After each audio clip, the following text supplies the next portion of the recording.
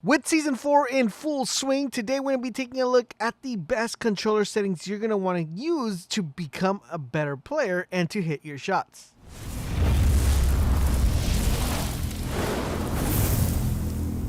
Esiva, this is LaserBolt and welcome to today's video, guys. Today we're going to be taking a look at the best controller settings you could possibly get for Season 4.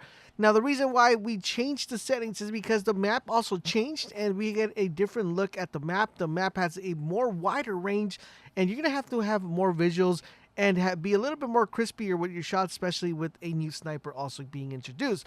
But before we dive in and take a look at the settings, I do have a question for you guys. What is the deadliest weapon combo in the game right now? Let me know in the comment section down below. Alright, so now let's talk about what are the best controller settings and why did the controller setting change from Season 3 and why was we change things around. We're going to talk all about that. So let's go ahead and go into our settings menu. And this is going to be mostly for controllers. And if you guys would like me to do a separate video with an Xbox Elite controller, let me know in the comment section down below, because there are a couple differences if you are using an Xbox Elite, just because there's more flexibility with the Elite than a regular controller. This is going to work pretty much with any controller, PS4, Xbox, whatever you have.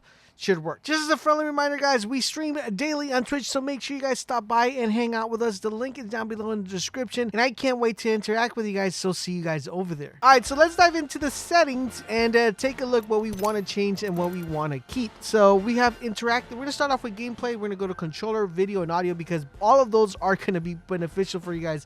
So let's go ahead and start off with interactive prompt style. You want to have this in compact.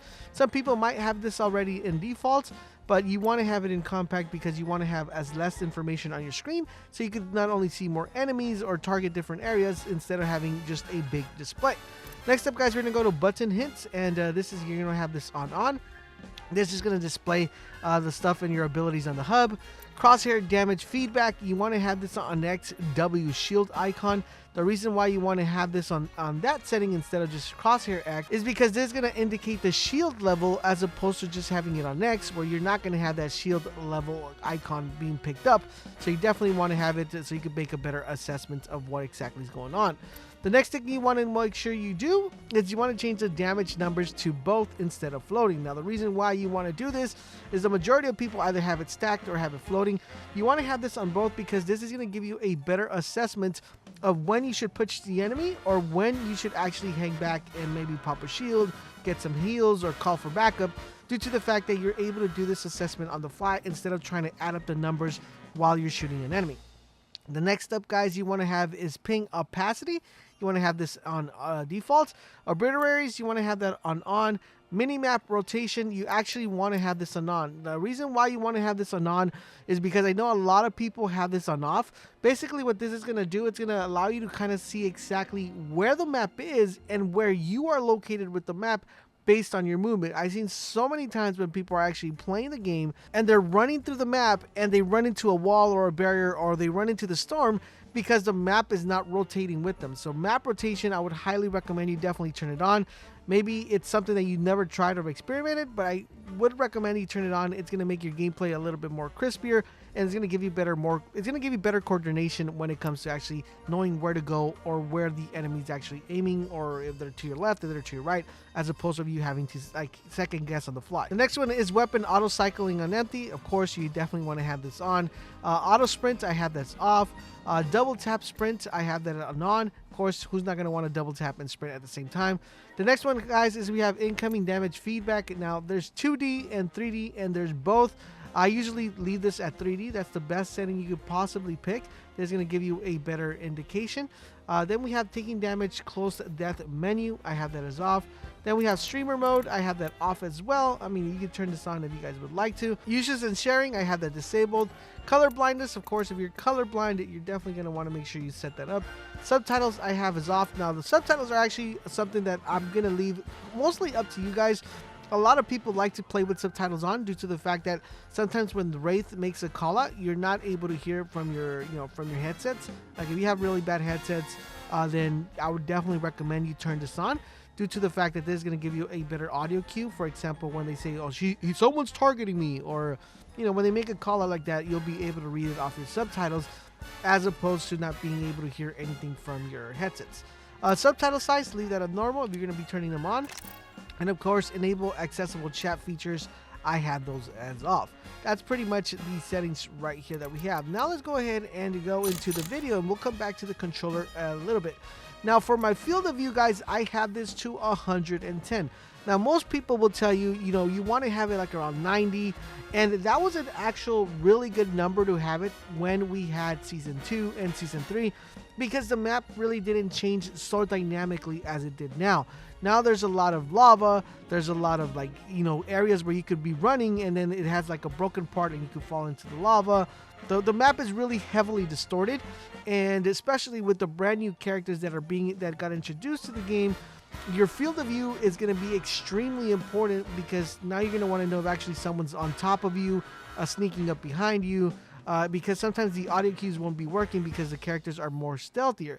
So you want to increase the field view to 110. It takes a little bit of getting used to. It'll seem like you're running a lot faster, but this 110 setting is actually really effective due to the fact that not only are you going to be able to see more wider range of the map, but whenever you go down or where you're trying to peek a corner, it's going to give you more visibility, allowing you to make better plays and better callouts, and actually assess the situation, whether to push, whether to stay back, whether to attack, or do whatever sort of option you want to have. So if you've been having it in 90, or you've had it less than 90, move it up to 110, and trust me guys, it's going to probably take you like 2 to 3 games to get used to it, but once you get used to it, you guys are not going to be turning back. Next we have Sprint View Shake. Now Sprint View Shake is going to be normal. You want to have that at normal. You should be good with that. Next up guys, we're going to go to audio. So for audio, this is what I have. So I have my master volume. I have this at 85%. This is just pretty much the overall master volume. Sound effect guys, I have it all the way up to 90. You could definitely move this all the way up to 100, depending on your headsets. If your headsets are really good, you do not have to max it up to a 90, to 100. You could max it up to 90, 95, but you do not want to go below 90. So 95, 90, 100 would be working really well. Dialogue volume, I have it at 31. I don't really need those dialogues to be extremely overpowered. Music volume, I have it at 0.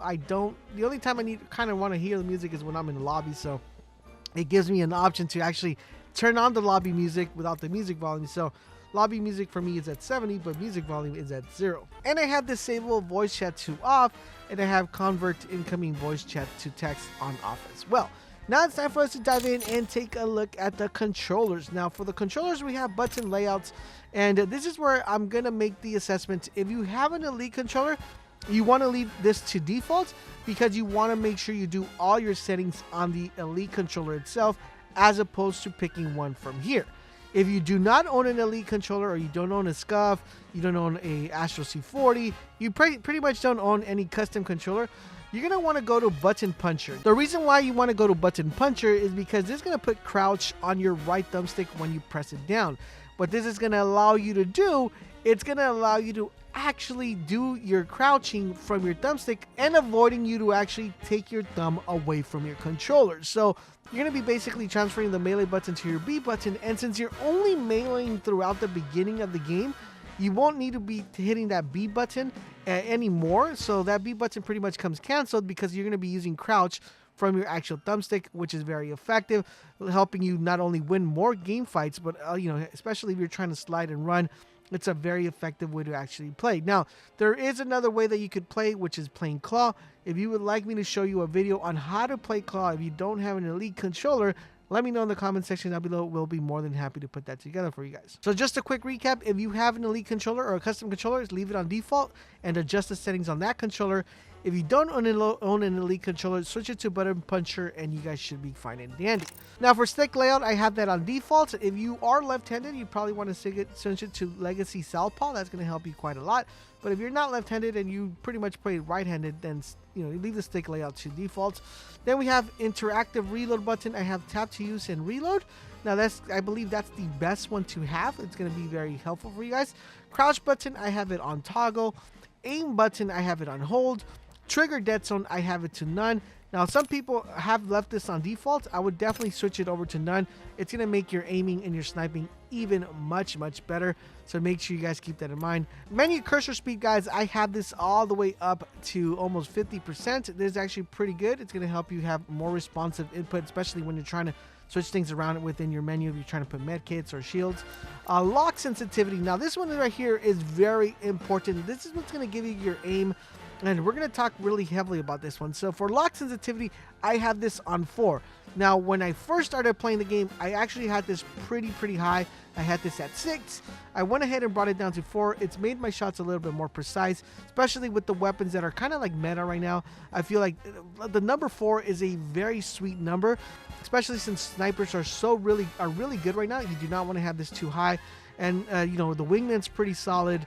You got the R99. So you want to have this in a good sensitivity where you're able to aim, but your aim is not being thrown off too much. So I would definitely recommend this to put this on high. All right, so now for your look sensitivity. For your look sensitivity, you're going to want to have this on 3.